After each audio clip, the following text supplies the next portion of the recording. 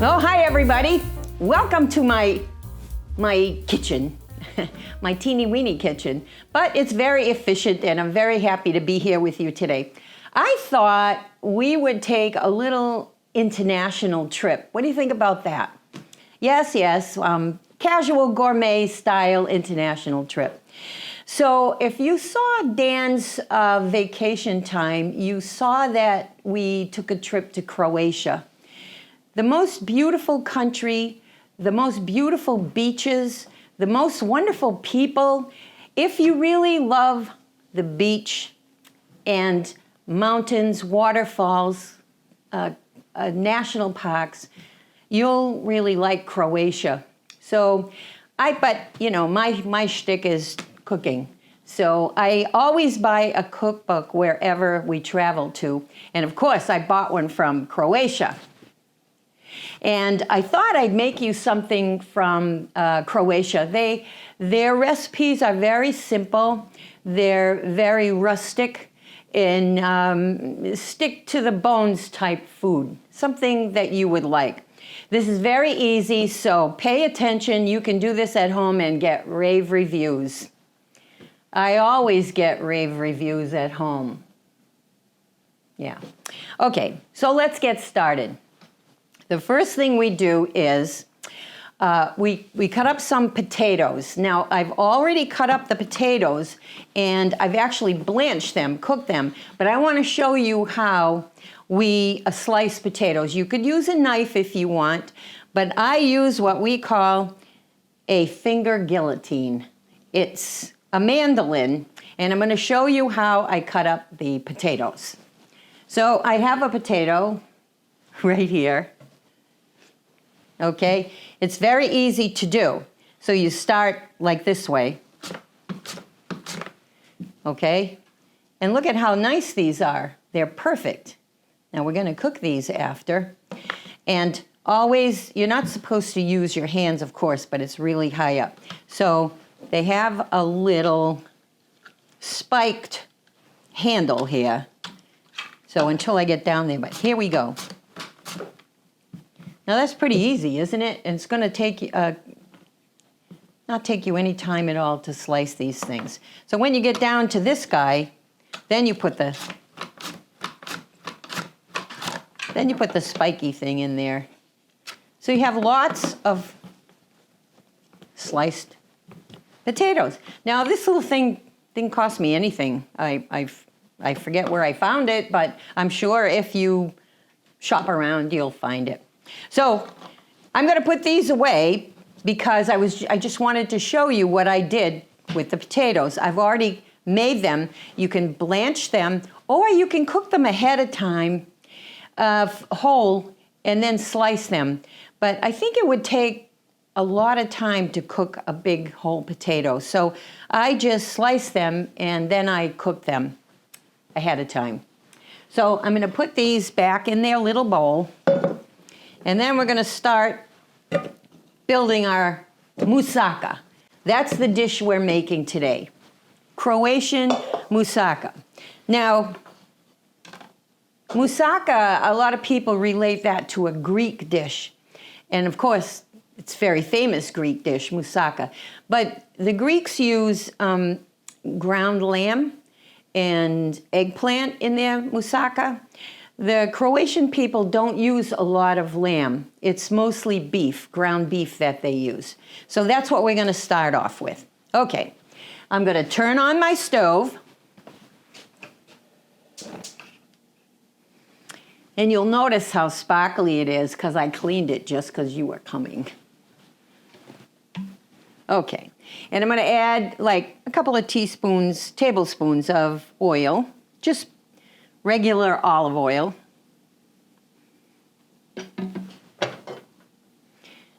Actually, it's Greek olive oil. A couple more. Okay.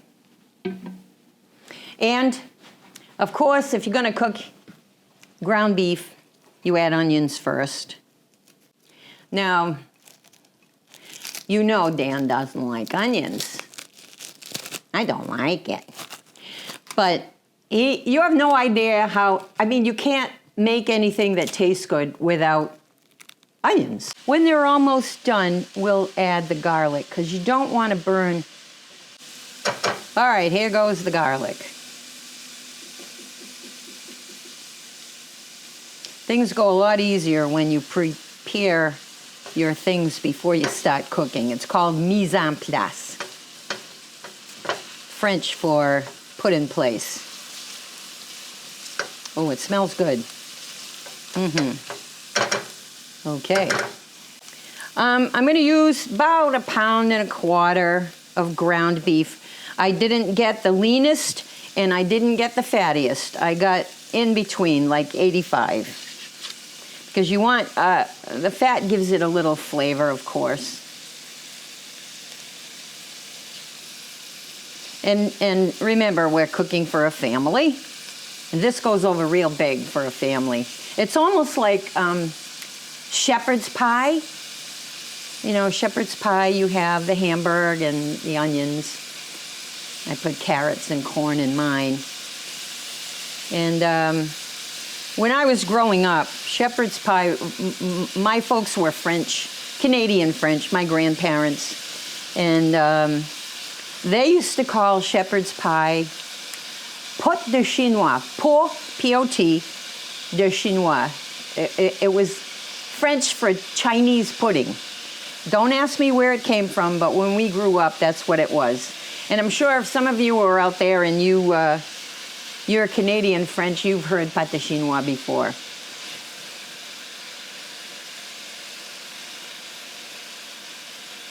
But that's what it is. I get carried away. Okay. But we're in Croatia, not Canada. All right, so I'm breaking all of this up.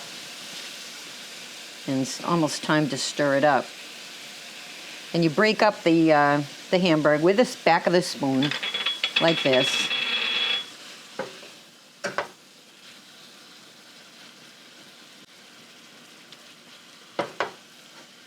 You can make 1,000 things with a pound of hamburg. My mom, there were 7 of us, and she could take a pound of hamburg and feed all 7 of us with just a pound of hamburg. We had lots of pâte de chinois. Okay, so my hamburg is almost cooked, but of course you have to season it a little bit. So we have a little salt and pepper here. Here's some salt.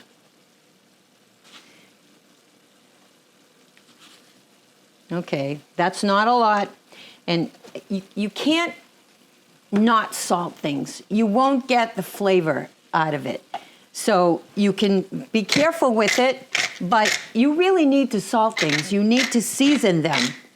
That's the point of cooking. All right, so you add a little pepper.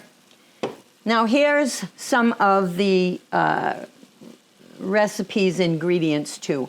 This is sweet paprika. I use it to, oven roasted potatoes with herbs, like when you make Italian roast potatoes. So that's about tablespoon, or a teaspoon maybe. But this is a tablespoon of mixed herbs, and they're dried herbs.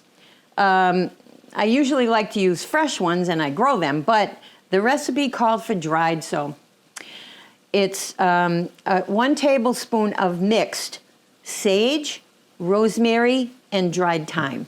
So I'm going to add that to here.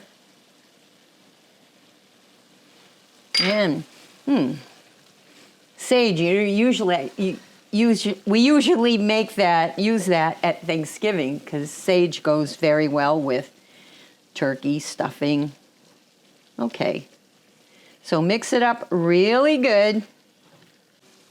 So now I'm going to take that off the fire, and I'm going to get my baking dish, and we're going to assemble this and then put it in the oven. Okay. I wasn't too easy on them. A lot of them broke off a little bit, but that's okay. They'll fit out the corners. The other thing I want to do is maybe put a little bit of, I like to put some Pam or spray just so it doesn't stick to my dish. And I don't spend half an hour scrubbing it off either. Right. So these are the potatoes that we sliced, like I showed you. I just boiled them up and put them on a paper towel to drain the water there. But I'm going to show you how we put this together. Now you start and end with potatoes. So no need to overlap them, just fill in. I did cook them ahead of time. I think it's easier than cooking hard potatoes, full, all full potatoes, and then trying to slice them afterwards. I think this is a lot easier, especially with my mandolin. Alrighty, now, okay, here go the potatoes. Now we're going to put some of the meat.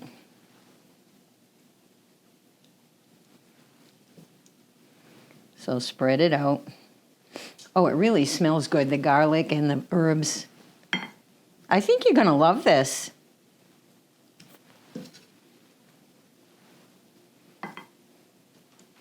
It's just plain rustic food. That's what we found when we were in Croatia. You went to a restaurant, there was nothing fancy. It just was good, rustic, plain old food.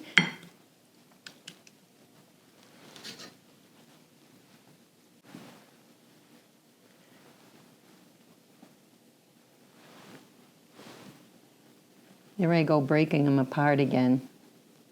Maybe you're a bit more delicate than I am. I've never been accused of being delicate.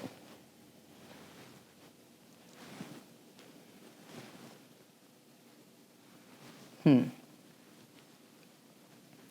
can place them anyway. I mean, when you spoon it out, it's going to all break up anyway, but yummy.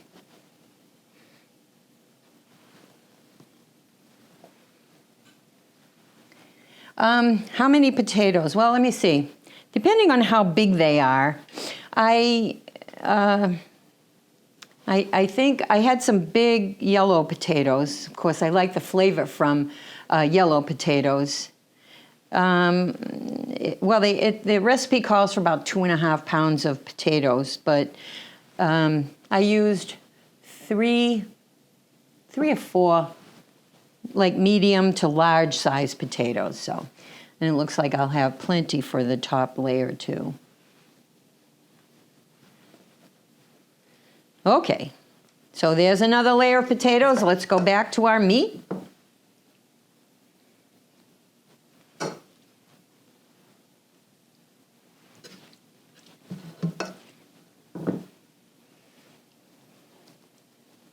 You know, if you make this and whoever's coming home or coming over for dinner, if they've had a hard day and walk into the kitchen and smell this, it's a winner. Winner. And so simple.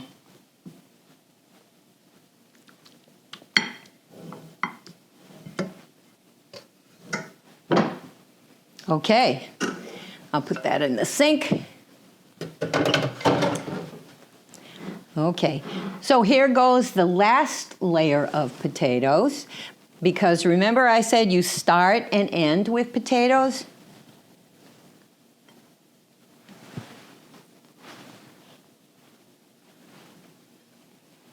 There we go.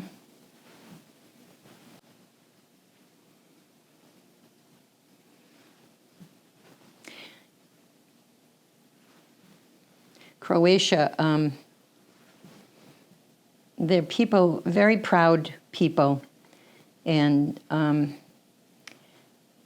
their islands there, like we spent some time on, it's spelled H-V-A-R, but it's pronounced Var. And oh my gosh, what a beautiful island it is. And the yachts coming in and the shopping, it just was too beautiful for words. Like my casserole here. Okay, so this is what it looks like. Now we need to have a base. So I'm going to get my bowl, 1.25 cups of sour cream mixed with a little creme fraiche, and 2 eggs. So here are my eggs. Let me get my whisk.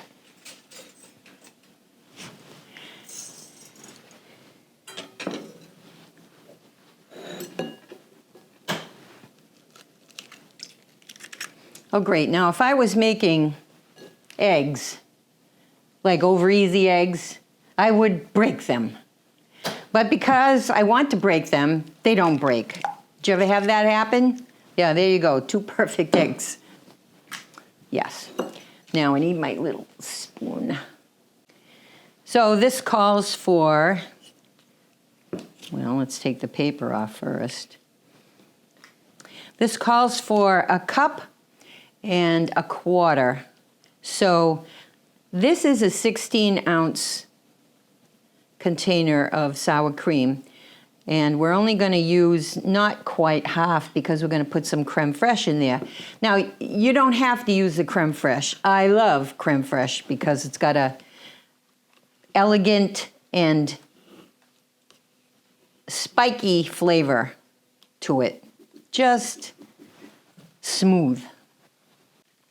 Yeah, that's nice and smooth. Tastes good too. Okay. And a little pepper. Like my pepper mill? It says June and Dan. It was a nice gift from my sister. She knows what I like. I'm not into jewelry, but I like cooking utensils. That's what makes Dan happy too. Okay, so we're going to mix this up. I should have got a bigger bowl.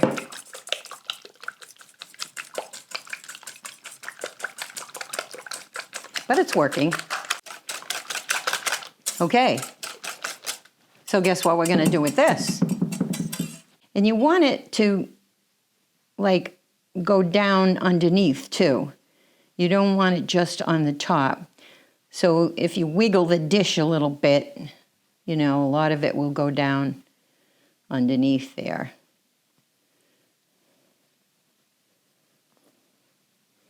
I think we got the measurements right. So sort of move it around so that it goes all the way down.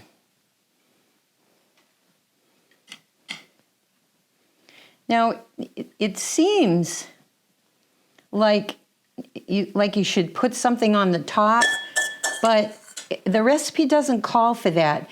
And I think maybe if we don't do anything on the top, it'll crisp up anyway. And like I said, the Croatian recipes, very simple. Not a lot of ingredients and just plain good. So I'm gonna shake this up just a little bit so that it goes down in between the layers and cooks up. That's it. Now that's not so hard, is it? Even people that don't cook. I don't cook, I can't cook. You can do this, it's easy. And I mean, it's not expensive either. So the recipe calls for baking it at about a 400-degree oven. So rather than use up my big oven, because it's kind of hot today, I'm going to put it in my little toaster oven. Well, so we're gonna put it in the oven 400 degrees for maybe 45 to 50 minutes. We'll check it out. Okay, let me open my door here. Good, June.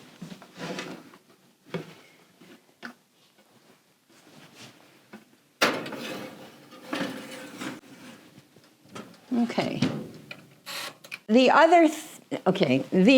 other thing I wanted to mention that I loved was their beet salad. I love beets. I especially love roasted beets. And guess what? Dan likes beets. hallelujah, when I first found that out, oh my gosh, there's a vegetable that he'll eat. So I use it a lot. I love it. I love them roasted. A lot of people will boil them, but I think you boil out a lot of the flavor in them. Or, you know, pickle them after you boil them. It's just as good. So I did notice a beet salad that's in here. And so I thought I'd make it for you while our casserole is cooking. Okay? Okay. Well, one of the things I had in my cookbook too was beet salad. They have like root vegetables a lot, like carrots, turnips. They use that a lot. And the beets, of course. But they make a salad with the beets, and it's just beets and a little olive oil. So I'm about to embellish it a little bit. So I'm adding some greens to a platter here. Now, don't tell anybody, but you see these greens are spinach, baby spinach, and mixed greens. Now, Danny doesn't like spinach, but I put these spinach things. He thinks it's just lettuce, so I put them in his sandwiches, and he likes it. Hey, Dan, how was your sandwich today? Oh, very good, thank you. He ate the spinach, so don't tell him, okay? All right. Now, I did roast some beets. It takes a while to roast beets, especially big ones. So I roasted them, and I wrapped them in tin foil and just roast them at a high temperature, maybe 400 degrees, and for about an hour.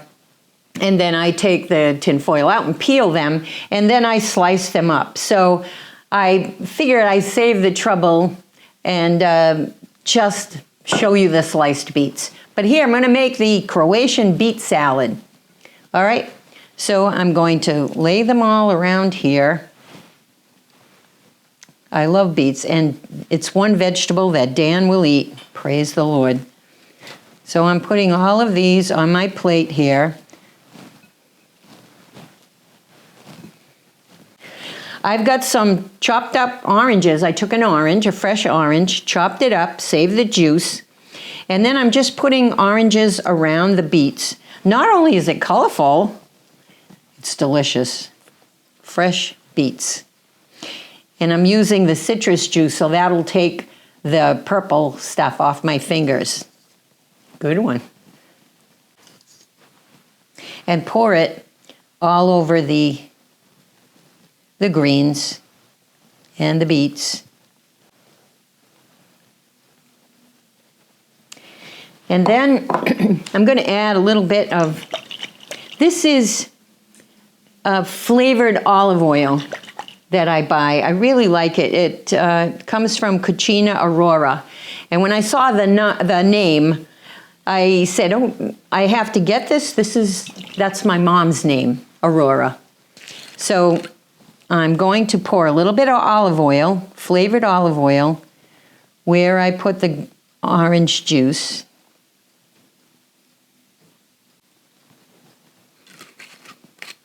And of course, embellish it even more with goat cheese. I love goat cheese.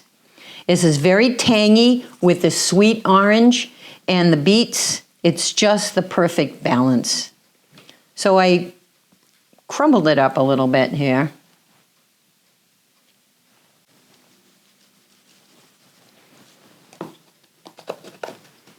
Because the olive oil is already flavored, but I love pepper too.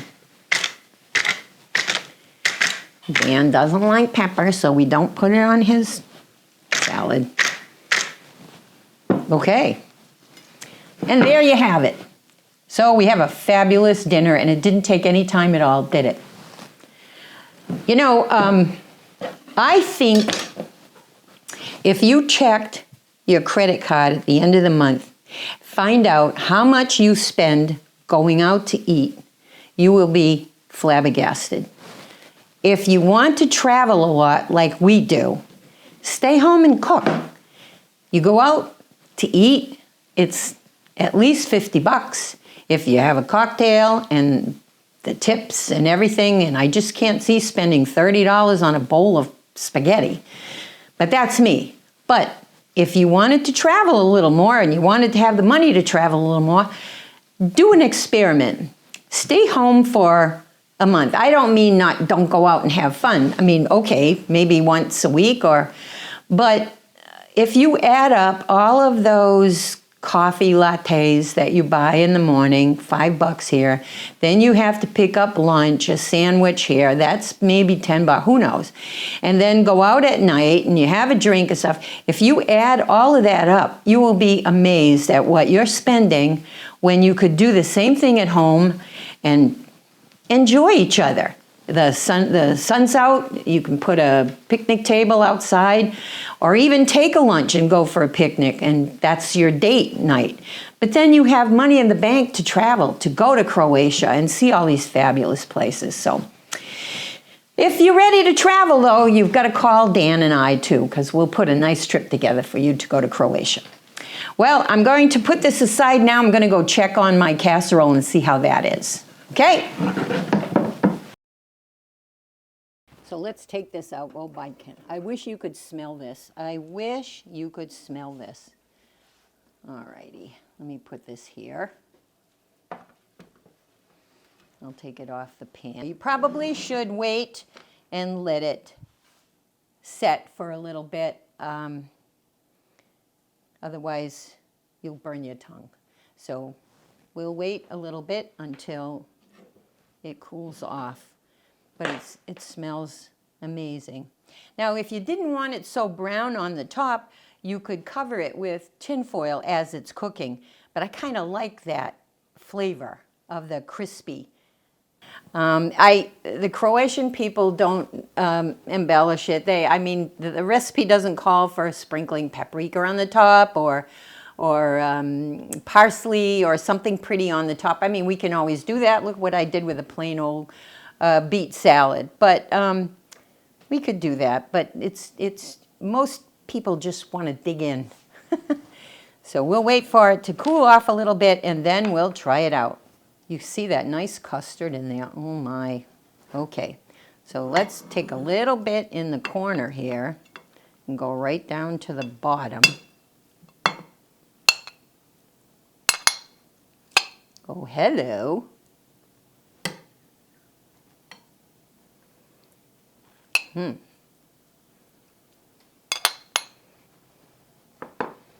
All righty. And you know what?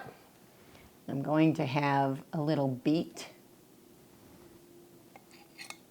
and a little goat cheese. Okay, this looks like a very simple dish, but let me tell you,